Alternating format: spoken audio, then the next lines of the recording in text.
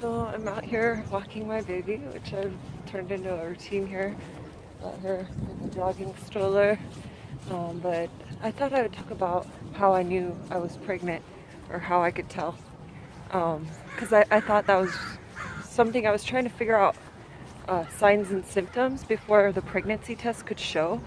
Um, and it was like I think it was the first week or two, there was cramping more often than had I been on my period.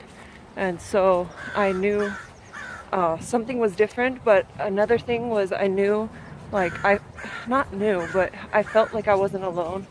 And I took, I took a test about, um, it was like at the beginning of, so I got pregnant on February 19th, I think. And I took a test on between March 1st and March 4th, and it didn't show anything. It looked like any other test I'd taken in the past, and I figured, okay, I'm gonna wait until March, around my birthday. If by my birthday, I haven't gotten my period, then I'll just go ahead and go to the doctor and get a test done. And usually when they do one of those tests, they are doing, sometimes they'll do the cheaper test is to do basically a test just like the ones you pee on. So they'd have you pee and then they'd check your urine. But I wanted to be sure, so I had them take a blood test, which does cost more.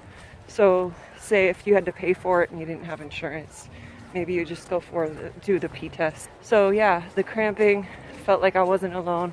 And I was right, the day after my birthday, or that night, after I took the test, the blood test, it did show, I think it's HCG in my blood.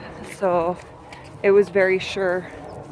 And I did look up some things like false negative, false positive.